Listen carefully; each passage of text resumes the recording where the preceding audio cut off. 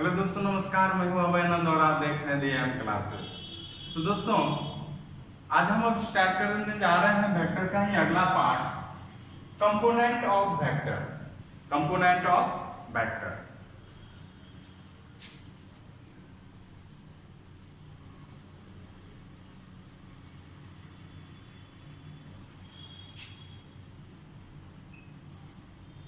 सदिश के घटक। सदिश के घटक।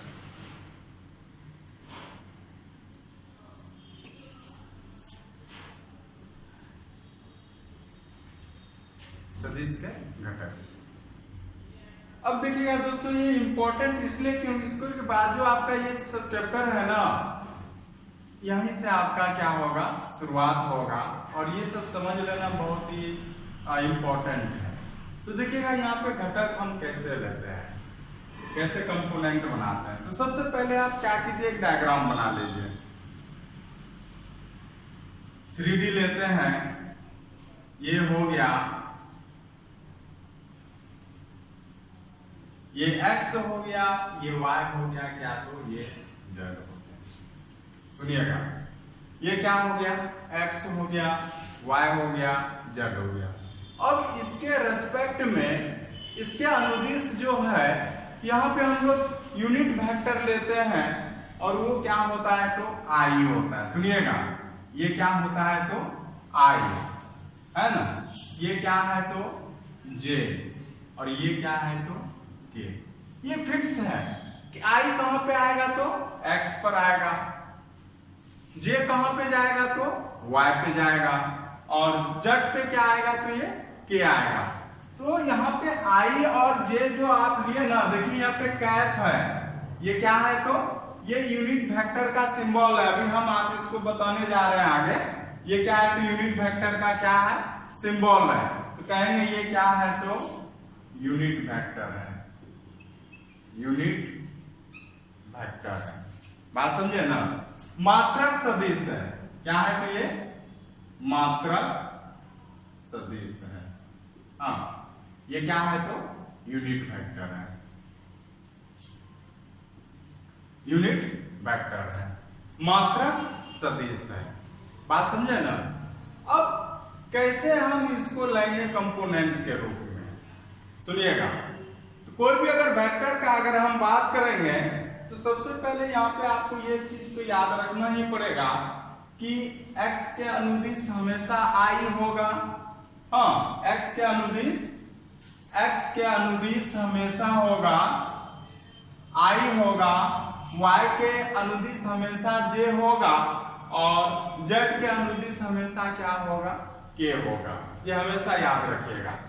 अब यहाँ पे देखिएगा दोस्तों, अगर कोई भी वेक्टर अगर आप लेते हैं, मान के चलिए आप कोई भी वेक्टर ले लीजिए। आप क्या ले लिए, a वेक्टर। हाँ, क्या ले लिया, a वेक्टर। तो कैसे लिखिएगा आप यहाँ पे, देखिएगा, अगर यहाँ पे लिखते हैं तो लिखिएगा क्या, तो xi प्लस yj प्लस क्या, तो z। हाँ, तो ये क्या हो गया आपका, तो a बराबर क्या हो जाएगा, xi yj प्लस z। समझे बात को, क्या हो गया, तो ये z के हो गया। और यहाँ पे अगर कंपोनेंट की बात बोले, समझे ना, तो ये आ गया आपका यहाँ पे a वेक्टर अब कंपोनेंट के रूप में आ गया, घटक के रूप में आ गया। बात समझे ना, ये केस रूप में आ गया, तो अब घटक के रूप में आ गया। बात समझे ना, यही क्या है। तो अब ऐसा नहीं कि यहाँ पे x y z भी लिख सकते हैं। अब यहाँ पे चूंकि x y z तो यहाँ पे क्या है, ये तो यहाँ पे नंबर रहेगा 2 3 5 जैसे प्रॉब्लम में दिया रहेगा, है कि नहीं है। तो हम यहाँ पे अगर कंपोनेंट के रूप में बात कर रहे हैं, तो ये इक्वल टू क्या, तो xi plus yj plus z। हाँ, ऐसा नहीं कि आप यहाँ पे दूसरे रूप में भी लिख सकते हैं। a वेक्टर आप लिख सकते हैं a1i, हाँ, या लिख सकते हैं ai प्लस bj प्लस क्या, तो z। बात समझे ना। कहने का मतलब है कि x का मान यहीं पे क्या है, तो यहीं कोई होगा क्या, तो ये a वेक्टर है, हाँ a है, और यहाँ पे क्या है, y का मान कहीं b है, और z का मान कहीं क्या है, c है। हाँ, उस समय क्या हो गया, ये वेक्टर हो गया क्या तो ai प्लस bj प्लस क्या तो zk हो गया। बात समझे ना। अब हम लोग बात करेंगे जो कंपोनेंट के रूप में आ गया, तो अब हम बात करेंगे क्या तो स्थिति सदिश। हाँ, बात करेंगे किसके बारे में, तो हम लोग स्थिति सदिश के बारे में बात करेंगे, पोजीशन वेक्टर के बारे में बात करेंगे। इससे पहले जो देखिए आपको हम पोजीशन वेक्टर के बारे में बताए हुए हैं, हाँ, लेकिन हम बोले थे कि अभी तो आप डेफिनेशन जान रहे हैं, हम जाएंगे बाद में डिटेल से समझेंगे। तो अभी हम डिटेल से इसको समझाने वाले हैं। चलिए हम डिस्कस कर रहे हैं किसके बारे में, तो पोजीशन वेक्टर के बारे में।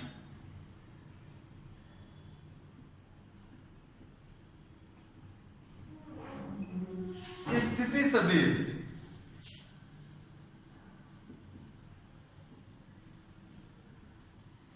और वो भी किसके रूप में, कंपोनेंट के रूप में, घटक के रूप में लिखेंगे। बात समझे ना, किसके रूप में लिखिएगा, तो घटक के रूप में लिखिएगा। तो सबसे पहले यहां पे समझते हैं, देखिएगा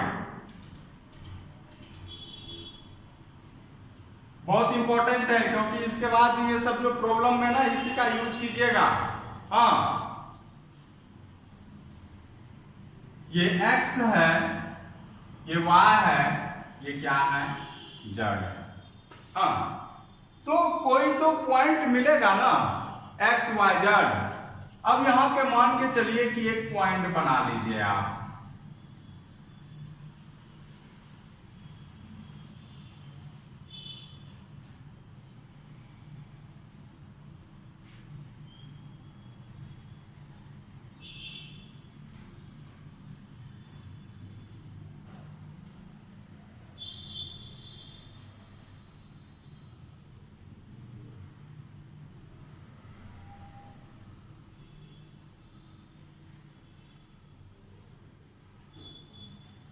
थोड़ा सा मिस्टेक हो गया, फिगर सही नहीं बना। अब की बात फिगर सही बन गया। अब यहाँ पे क्या है, यही जो P है, ये P जो है ये क्या है, P x y z, हमने पहले भी बताया था। हाँ, पोजीशन वेक्टर निकालने के लिए बता रहे हैं हम, किसी भी पॉइंट से कैसे पोजीशन वेक्टर आप कर निकालते हैं, कंपोनेंट के रूप में। बात समझे ना, कैसे निकालते हैं, तो कंपोनेंट के रूप में। अब चलिएगा, तो जैसे ही कंपोनेंट का बात करेंगे हम, तो यहाँ पे i के अनुदिश क्या होगा, i के रेस्पेक्ट, सॉरी x के रेस्पेक्ट में क्या हो जाएगा, यूनिट वेक्टर i हो जाएगा। क्या हो जाएगा, ये फिक्स है। x के रेस्पेक्ट में क्या हो जाएगा, i हो जाएगा, y के रेस्पेक्ट में क्या हो जाएगा, j हो जाएगा, और z के रेस्पेक्ट में क्या हो जाएगा, x हो जाएगा। अब समझिएगा कि किसी भी, चलिए अगर ये लाइन पे एक पॉइंट क्या है, P x y z, बात समझे ना, क्या है, तो ये P x y z, इसको आपको किस में निकालना है, पोजीशन वेक्टर में निकालना है। किस में निकालना है, पोजीशन वेक्टर में निकालना है। तो याद कीजिए दोस्तों, कैसे निकालते थे पोजीशन वेक्टर, क्या होता था पोजीशन वेक्टर, कोई भी बिंदु P का पोजीशन वेक्टर क्या होता था, डिस्टेंस होता था ओरिजिन से, ओरिजिन से उसका डिस्टेंस होता था। याद कीजिएगा, वही होता था ना। तो आप कहां से निकल लेते थे, ओरिजिन। ओरिजिन कौन है, जो मूल बिंदु है, क्या है, तो ये मूल बिंदु है। तो मूल बिंदु यहाँ पे क्या है, O है, ओरिजिन है, और मूल बिंदु पे x y z का मान क्या होता है, 0 0 होता है। क्या क्या होता है, तो 0 0। तो यही वाला बिंदु क्या कहलाता है, तो ओरिजिन कहलाता है। अब देखिएगा यहाँ पे, अब इस पॉइंट का हम क्या निकाल रहे हैं, पोजीशन वेक्टर निकाल रहे हैं। Position vector of P, P का स्थिति सदिश, P का स्थिति सदिश, क्या हो जाएगा बताइए, तो x है, अब x से ओरिजिन का दूरी क्या हो जाएगा, x माइनस 0। हाँ, ये वाला मान निकालिएगा, डिस्टेंस लीजिएगा, x माइनस क्या तो 0, क्या हो जाएगा x माइनस 0 i प्लस, फिर क्या बताइएगा y है। अब y का मान क्या है, इससे आपको लेना देना नहीं है, लेकिन यहाँ पे है आपका क्या, तो क्या हो जाएगा y माइनस 0, कितना हो जाएगा y माइनस 0, तो हो जाएगा y माइनस 0 j प्लस क्या हो जाएगा, तो z माइनस 0। यहाँ पे देखिए ओरिजिन से आपको करना है, ओरिजिन को घटाना है, क्या हो जाएगा आपका z माइनस 0 k, है कि नहीं है। तो किसी भी पॉइंट का जो पोजीशन वेक्टर होगा वो क्या हो जाएगा xi plus yj plus zk। हाँ, अब यहाँ पे क्या है कि x y z का मान जो भी प्रॉब्लम में दिया रहेगा। अब एक छोटा सा उदाहरण लीजिएगा। हाँ, छोटा सा हम क्या ले रहे हैं, उदाहरण ले रहे हैं, एक एग्जांपल समझाने का कोशिश कर रहे हैं हम। अगर प्रॉब्लम में दिया हुआ है P2 3 4 या 5 ले लीजिए, ये पॉइंट है आपका, एक एग्जांपल के तौर पे समझा रहे हैं। एक पॉइंट यहाँ पे दिया हुआ है P2 3 5 और इसका क्या निकालना है आपको, यहाँ पे पोजीशन वेक्टर निकालना है। बात समझे ना। तो डायरेक्ट अगर लिखिएगा ना तो देखिएगा x था तो xi, y था तो yj प्लस क्या तो zk। तो यहाँ पे जो हो जाएगा, सुनिएगा, पोजीशन वेक्टर ऑफ p हो जाएगा, पोजीशन वेक्टर ऑफ p हो जाएगा क्या, अगर आप डायरेक्ट निकालना चाहते हैं ना तो पॉइंट में बस पहला मान x का ले लीजिए, क्या ले लीजिए, दूसरा मान किसका ले लीजिए y का, और तीसरा मान z का।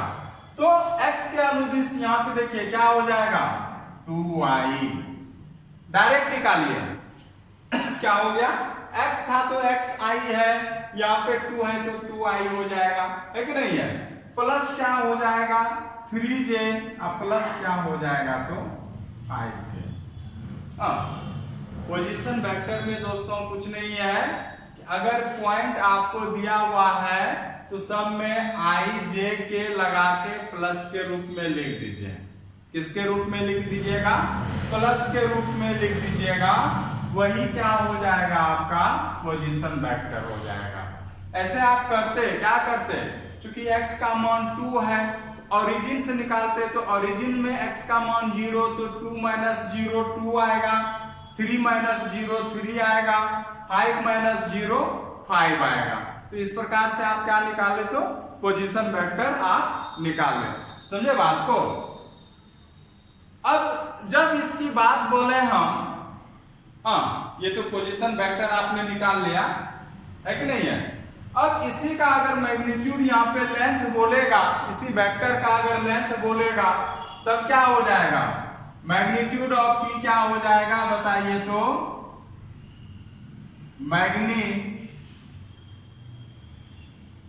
हो जाएगा क्या तो रूट ओवर x स्क्वायर, यहां पे बात करेंगे। ये आया ना, यहां पे मैग्नीट्यूड बोलेगा ना, मैग्नीट्यूड हम पहले भी बताए हुए थे, क्या बताए थे बताइए तो, r क्या बताए थे, root over x square plus y square plus z square. जब भी आपको मैग्नीट्यूड निकालने के लिए बोलेगा ना तो याद रखिएगा, सबसे पहले ध्यान दीजिएगा, यहाँ पे पोजीशन वेक्टर निकाले तो आपको क्या निकला, xi निकला प्लस yj निकला प्लस zk निकला। जैसे ही आपका पोजीशन वेक्टर निकाले और आपको मैग्नीट्यूड निकालना है, क्या निकालना है, मैग्नीट्यूड निकालना है, तो मैग्नीट्यूड हो जाएगा क्या तो x square plus y square plus z square root over. बात समझ रहे हैं ना। तो किसी भी कंपोनेंट ऑफ वेक्टर आपका दिया हुआ है, गिवन है, तो वहां से अगर आप मैग्नीट्यूड निकाल रहे हैं तो root over x square plus y square plus क्या तो z स्क्वायर। तो इस प्रकार से दोस्तों ये टॉपिक आपका पोजीशन वेक्टर आपको निकालने सिखाए। अगर आपको समझ में नहीं आया तो आप फिर से रिपीट कीजिए, हम रिकॉल कर देते हैं। सुनिएगा कि पोजीशन वेक्टर हम कैसे निकालते हैं। तो पोजीशन वेक्टर अगर कोई पॉइंट दिया हुआ है पी एक्स वाई जेड, हाँ हमने फिगर से बनाया, कोई है पी एक्स वाई है, तो यहाँ पे जब भी पोजीशन निकालिएगा, जैसे यहीं पे पॉइंट आपने ले लिया पी एक्स वाई जेड, तो पोजीशन वेक्टर कैसे निकालिएगा, x है तो एक्स आई प्लस वाई कोमा है, y है तो वाई जे प्लस जेड के, है कि नहीं है। और यहाँ पे अगर यहाँ पे एक उदाहरण लिए P235, तो क्या हो जाएगा 2i plus 3j plus 5k। अब इसका मैग्नीट्यूड निकालना है तो x है तो x स्क्वायर, y है तो y स्क्वायर, z है तो z स्क्वायर, प्लस करके क्या स्क्वायर को प्लस करके रूट कर दीजिएगा, वही आपका क्या निकलेगा तो मैग्नीट्यूड निकलेगा। बात समझे ना। तो चलते हैं हम लोग अगले टॉपिक पे।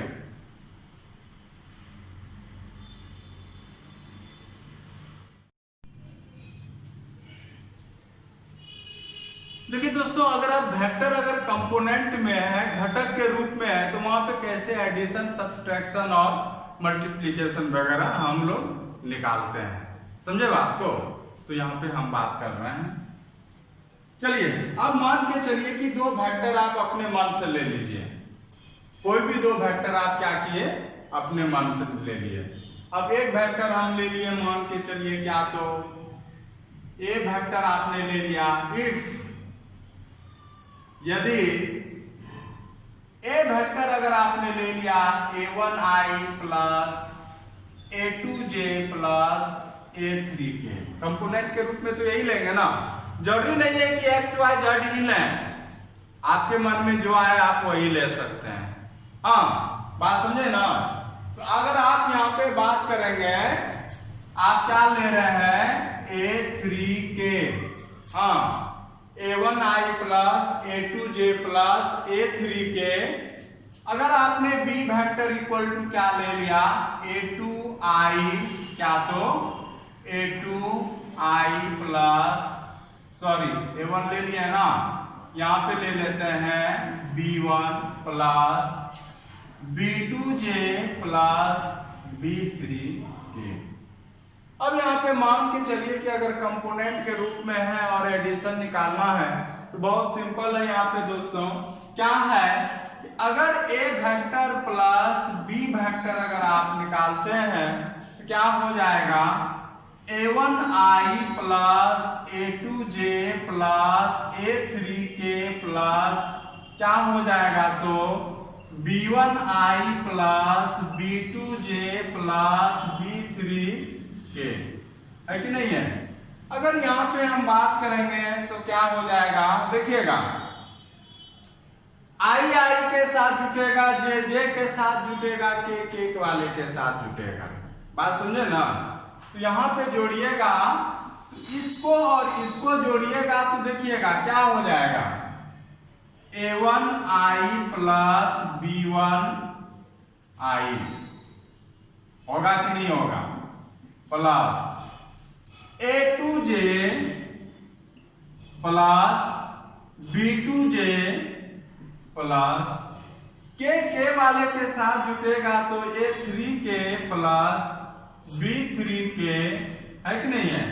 अगर आप यहाँ पे देखिएगा जोड़ दिया ना, i को i वाले के साथ, j को j वाले के साथ, k को k वाले के साथ, है कि नहीं है।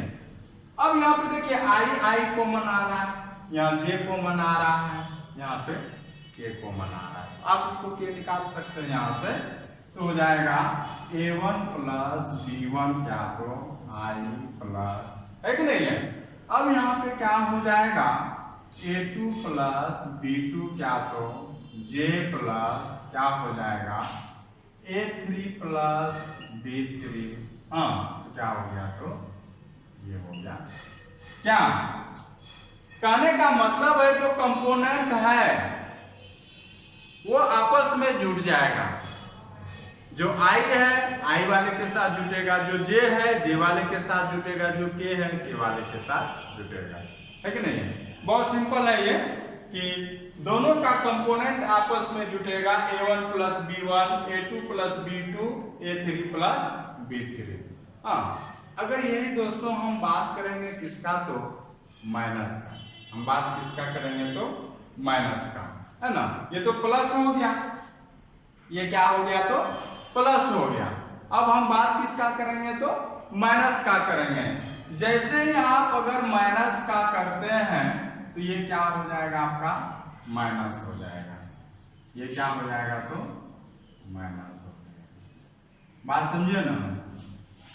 अब क्या होगा, इस कंपोनेंट में इसका कंपोनेंट घटेगा। सुनिएगा, इसके कंपोनेंट में इसका कंपोनेंट क्या होगा, घटेगा।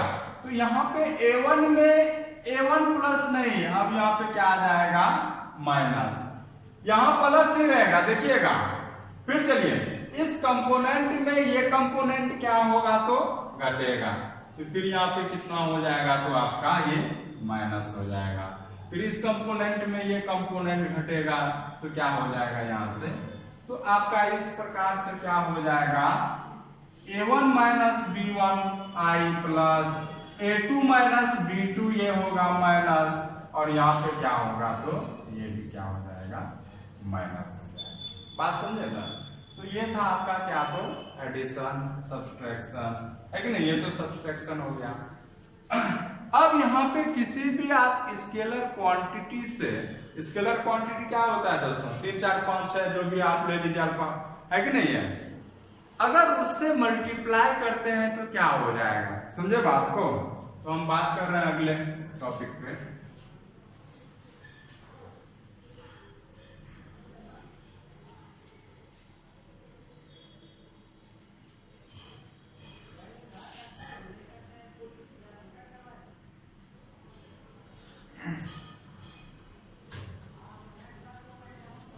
तो किसी भी सदिश का हम लोग क्या कर रहे हैं,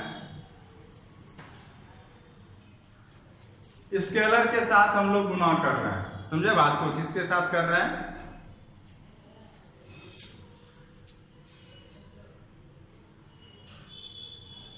मल्टीप्लीकेशन ऑफ वेक्टर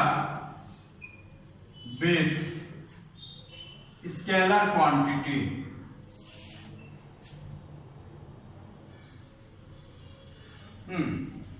अदिश राशि के साथ सदिश का गुणनफल। अदिश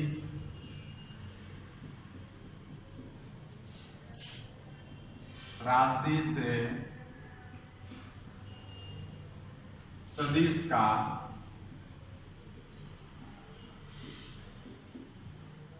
गुणनफल।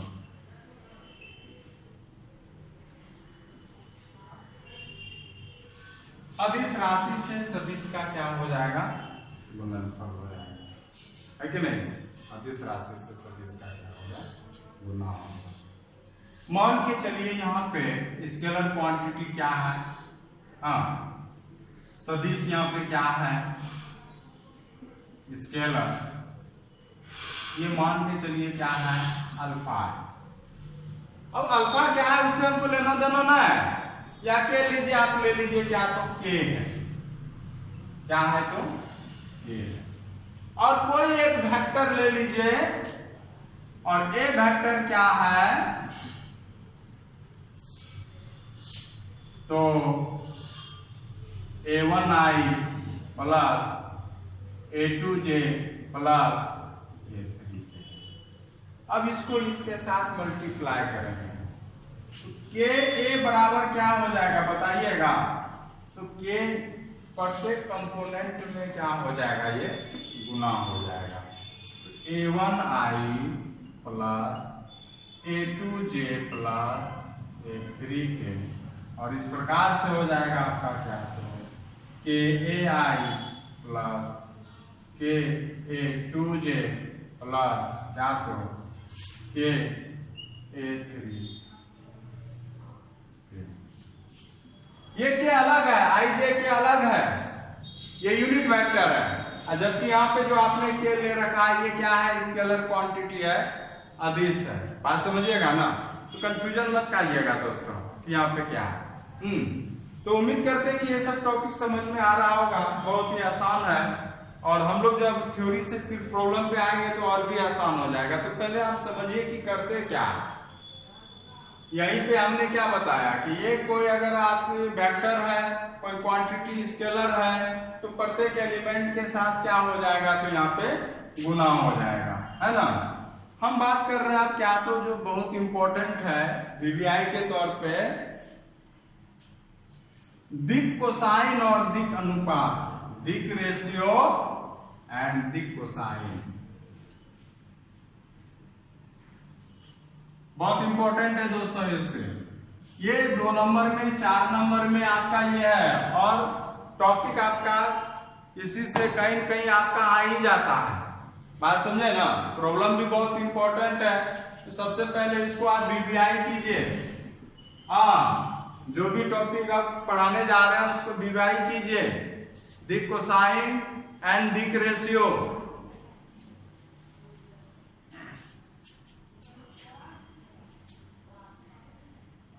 डायरेक्शन कोसाइन, डायरेक्शन रेशियो, दिक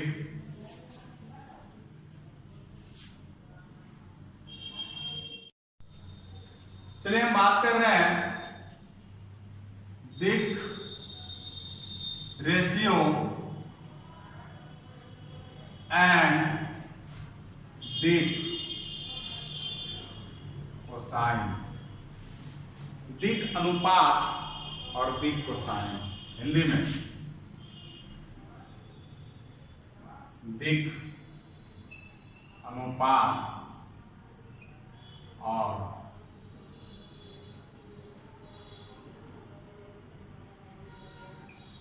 दिक कोसाइन। बात समझे ना। दिक अनुपात और दिक कोसाइन बहुत ही सिंपल है दोस्तों, समझना है इसको। और याद भी रखना है, ऐसा नहीं कि याद नहीं रहेगा। हम यहाँ पे आपको बहुत बारीकी से समझा रहे हैं, समझिएगा कि जो अगर कोई वेक्टर है, सुनिएगा, अगर कोई वेक्टर है, आप किसी भी रूप में ले लीजिए, a1i प्लस, या नहीं तो ai plus bj plus ck। ये बस समझिएगा कि abc क्यों लिए, xyz क्यों नहीं लिए, a1 a2 a3 काहे लिए। आप कुछ भी ले सकते हैं। हमको यहाँ abc थोड़ा उचित लगा तो चलो ले लिए। आपने ए वेक्टर क्या लिया, ai प्लस bj प्लस क्या, तो ck। सबसे पहले आपको समझना क्या है, दिक अनुपात, दिक रेशियो, दिक रेशियो, दिक अनुपात।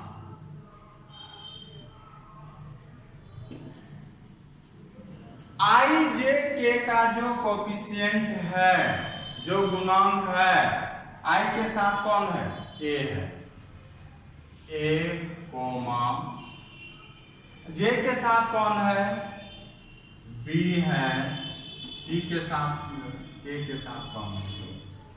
देखिएगा दिक अनुपात आपने निकाल ले लिया।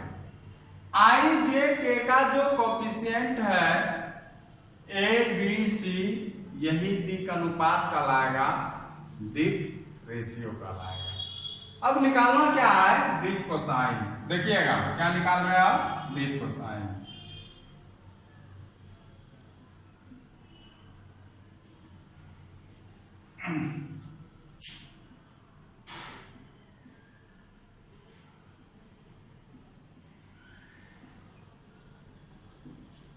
क्या निकाल रहे हैं, तो आप दिक कोसाइन निकाल रहे हैं। तो यहां पे क्या हो जाएगा, ए वाई। देखिएगा सबसे पहले क्या है, कम दिक अनुपात कितना आया, ए आया ना, ए वाई रूट ओवर कर लीजिए आप। यहाँ पे ऐसे क्या होता है, मैग्नीट्यूड ऑफ ए, क्या होगा, मैग्नीट्यूड ऑफ ए। तो मैग्नीट्यूड क्या हो जाएगा, मोड ए, क्या हो जाएगा, तो कोमा, क्या होता है, तो दूसरा क्या है, बी है, तो बी बाय बी क्या हो जाएगा, मोड ए मैग्नीट्यूड। हाँ, फिर क्या हो जाएगा आपका सी बाय क्या हो जाएगा मोड ए। सी बाय क्या हो जाएगा तो मोड ए हो जाएगा। बात समझे ना।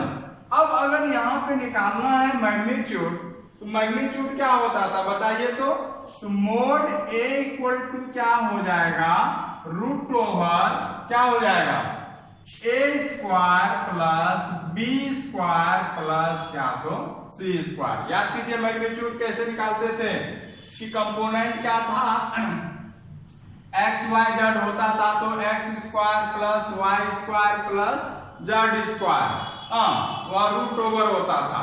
लेकिन यहाँ तो एबीसी है, एबीसी है तो यहाँ पे क्या हो जाएगा mode A root over a square b square plus क्या तो सी स्क्वायर। अब यहाँ से अगर हम बात करेंगे तो ए बाय हो जाएगा आपका क्या तो यहाँ पे हो जाएगा root over a square plus b square plus c square. B by हो जाएगा आपका क्या तो root over a square plus b square plus c by हो जाएगा आपका क्या तो root over a square b square plus क्या तो सी स्क्वायर। तो इस प्रकार से आप क्या निकाल सकते हैं तो डायरेक्शन कोसाइन निकाल सकते हैं दोस्तों। दिक् अनुपात कब जब कोई भी वेक्टर कंपोनेंट के रूप में दिया हुआ है कि नहीं है, तो आप इस प्रकार से इसका दिक् रेशियो दिक् कोसाइन निकाल सकते हैं। ठीक है, चलते हैं बात करते हैं कुछ स्पेशल केस में उसमें दिक् रेशियो और दिक् कोसाइन कैसे हम लोग निकालते हैं। देखिए दोस्तों, हम बात कर रहे हैं क्या तो दिक् कोसाइन एंड दिक् रेशियो, दिक् अनुपात और दिक् कोसाइन का। पहली बार था कि एक कंपोनेंट के रूप में था तो हम कैसे निकालें। अब क्या है अगर आपके पास दो पॉइंट दिया हुआ है, इस बार वेक्टर नहीं दिया हुआ है, आपके पास क्या दिया हुआ है दो पॉइंट दिया हुआ है। हाँ, तो उससे पहले आप पोजीशन वेक्टर निकालिएगा, उसके बाद फिर आप क्या कीजिएगा वहां पे दिक् कोसाइन दिक् अनुपात निकालिएगा। अब यहाँ पे मान के चलिए हम थोड़ा सा समझा रहे हैं लिख में। when 2 points are given, when 2 points are given, जब दो बिंदु दिया हुआ है। बात कर रहे हैं हम जब दो बिंदु आपका क्या है तो दिया हुआ है। अब मान के चलिए कि ये क्या है, यही है आपका दो पॉइंट, एक ए है और एक क्या है बी है। एक है क्या तो ए है और एक क्या तो बी है। अब यहां पे आइएगा दोस्तों कि अगर मान के चलिए इसका पॉइंट है x1, y1, z1 और इसका पॉइंट क्या है x2, y2, z2। ये हो गया x1, y1, z1, ये हो गया x2, y2, z2। अगर ये पॉइंट इस रूप में दिया हुआ है x, y, z निर्देशांक में दिया हुआ है, कोऑर्डिनेट में दिया हुआ है, तो सबसे पहले आप यहाँ पे पोजीशन वेक्टर निकालेंगे। सबसे पहले आप क्या निकालेंगे पोजीशन वेक्टर निकालेंगे। तो मान के चलिए कि PV, देखिएगा पोजीशन वेक्टर मतलब हुआ PV, हम शॉर्ट में लिख रहे हैं PV पोजीशन वेक्टर स्थिति सदिश इसका ऑफ ए वेक्टर। मान के चलिए इसको ए वेक्टर से आप लिख रहे हैं और इसको आप किससे ले रहे हैं पोजीशन वेक्टर को स्मॉल b वेक्टर से ले रहे हैं। बात समझे ना। अब यहाँ पे अगर लेते हैं तो आपको क्या बताए थे अभी पोजीशन वेक्टर में लिखने के लिए x1 है तो यहाँ पे लिख सकते हैं क्या तो x1i plus y1j plus z1k। बात समझे ना।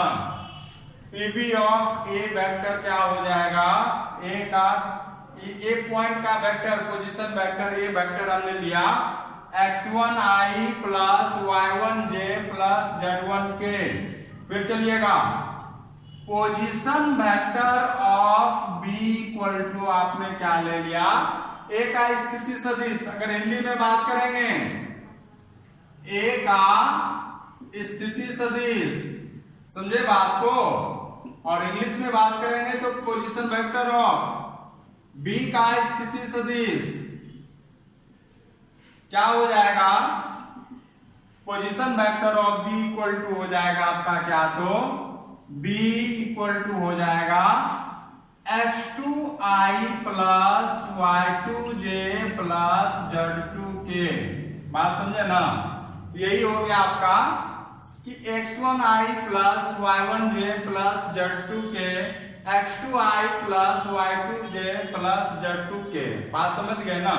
अब यहां से क्या निकाल रहे हैं आप, सबसे पहले ए बी निकाल रहे हैं। हाँ, क्या निकाल रहे हैं, ए बी। तो आपको हम बताए थे ए बी आप कैसे निकालिएगा, बताइए तो। आप जैसे यहीं से ए से बी जा रहे हैं, ए बी कैसे निकालिएगा, तो कल ही हम बताए थे कि जो बाद में है ना उसका पोजीशन वेक्टर पहले आएगा, और जो पहले है उसका पोजीशन वेक्टर कहां चला जाएगा, तो बाद में चला जाएगा। तो यहां पे हम बात कर रहे हैं किसका, तो PB of B vector, sorry PB position vector of B minus position vector of क्या, तो ए, पोजीशन वेक्टर ऑफ क्या, तो ए। अब यहां पे अगर आप निकालते हैं पोजीशन वेक्टर, तो यहां पे हो जाएगा बी, क्या हो जाएगा b माइनस क्या, तो a वेक्टर, और यहां से b का मान निकालिएगा x2i plus y2j plus z2k, है कि नहीं है, माइनस फिर क्या हो जाएगा बताइए तो, क्या हो जाएगा x1i plus y1j plus z1k हो जाएगा आपका। हाँ, बात समझे ना। चूंकि यहाँ पे आप माइनस कर रहे हैं, यहाँ पे आप क्या कर रहे हैं, तो माइनस कर रहे हैं, इसका मतलब है कि कंपोनेंट आपस में घटेगा, कंपोनेंट आपस में क्या होगा, घटेगा। x1 minus x, sorry x2 minus x1, x2 minus x1 i plus, अब दूसरा कंपोनेंट घटाइएगा y2 माइनस y1, यहां से लिखिएगा y2 माइनस y1 क्या, तो j प्लस तीसरा कंपोनेंट घटाइएगा z2 माइनस z1, क्या हो जाएगा z2 माइनस z1, यहां से हो जाएगा आपका z2 माइनस z1 का क्या हो जाएगा, k हो जाएगा। इस प्रकार से अगर देखा जाए दोस्तों, तो ये आपका किसका मान निकला, ए बी का मान निकला। तो आप इसको पहले वेक्टर के रूप में लिख लिए ना, तो वेक्टर के रूप में लिख लिए तो आप आपका इसका क्या निकालना है, तो अब यहाँ पे दिक रेशियो और दिक कोसाइन मान निकालना है, ठीक है। अब यहाँ पे मान निकालते हैं, हम मिटा रहे हैं ऊपर हम, चलिए हम बस एक काम को जरूरत है। हाँ,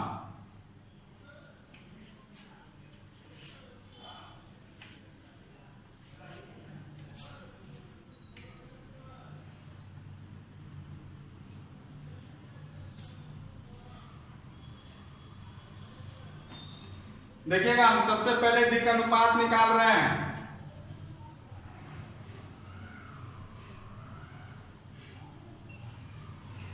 जिसको आप इंग्लिश में दिक रेशियो बोल रहे हैं।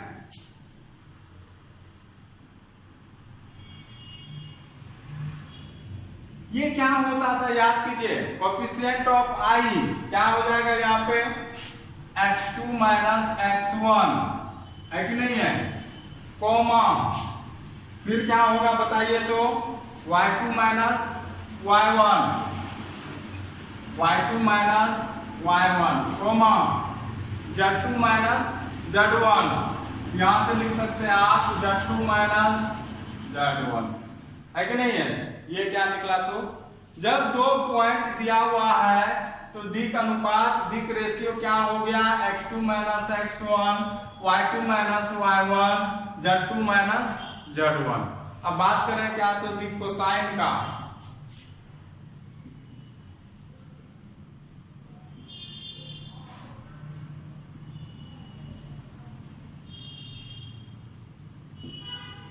क्या होता था कि पहला रेशियो है ना क्या है, x2 by x1 by mod AB।